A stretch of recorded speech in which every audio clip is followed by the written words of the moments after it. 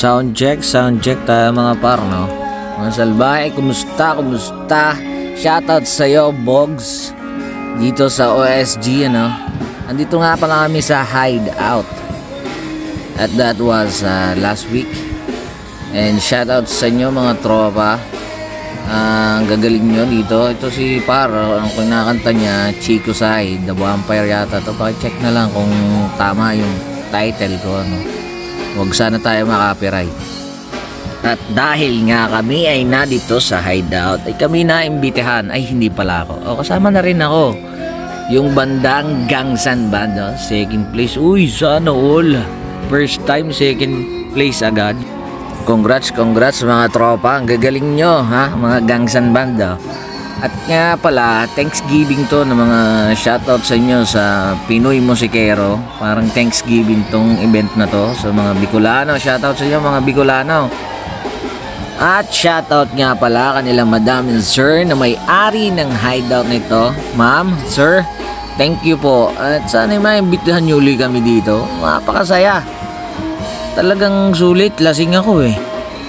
Eh syempre, nag-enjoy lang tayo. At nag-enjoy talaga mga tao dito sa pagtugtog ng mga Pinoy Musikero natin dito sa Taiwan. Shoutout sa inyo mga tropa, ha. At dahil nga kami na dito ay naimbitahan nga kami dito, no, yung Gangsan Band. Siyempre nag-enjoy na rin, relax din minsan, ano? Hindi yung puro katrabaho. Minsan mag-inom ka din, tropa. Pero konting payo lang sa iyo kaibigan, ano? Pag iinom ka at ikaw ay magdadrive, ay wag mong sagadin ba? Mas magaling pang magbiyahe ka na lang. Ha? Huwag yung magsobra-sobra ka ng inom tapos ikaw mag-drive. Pogpong ka talaga dyan sa karsada ba? Basta lagi mong tandaan, drink moderately. Ha? Pero pag nasa bahay ka, drink tuloy mo lang, ha? Tuloy mo lang ang drink. Pero minsan, hinay-hinay lang, ha? Dahil yung atay mo, sumusuko din. Ay nako, napakagastos niyan. Madurog yung atay mo, patay ka talaga dyan, ha? Shoutout sa mga mag-iinom dyan. At syempre, mag-iinom din ako, kaya hinahinay din lang sa akin. Payong kaibigan lang mga tropa, no? Syempre, kailangan mo magsaya. Okay lang yung pag-inom, pero kontrolin din natin minsan. And dito, mag-enjoy lang tayo sa music nila, no? Ang saya dito. At kung kayo naman ay walang ginagawa, pwede kayo bumisita dito sa The Hideout. At yan lang yan sa Tainan. Nakalimutan ko location, no? Paki-comment section na lang yung location nitong Hideout, ano?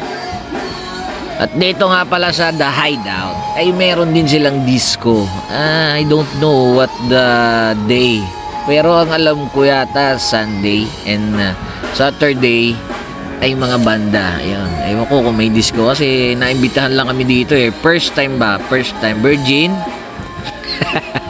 Tsaka paki-comment na lang, ano, ng real location itong The Hideout at yung mga activities dito. Alam ko everyday, sabi ng mga tropa ko, everyday daw sila open eh. Talagang mapapainom, mapapaindak, mapapasayaw, talagang lahat na yata pag nalasing ka magagawa mo dito. Pero bawal magsuka, tropa.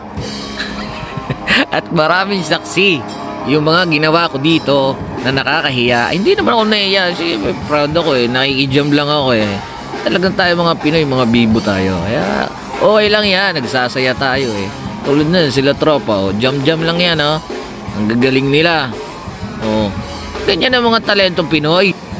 At sana no, makajam uli kami dito, no. Masaya talaga dito and just enjoy. Kung ano naman talaga at gusto nyo mag-relax, uminom kayo ng konti. Tapos makinig kayo or mag-disco dito sa The Hideout. Basta importante, nakapag-relax ka na at nakapag-enjoy ka pa. Okay?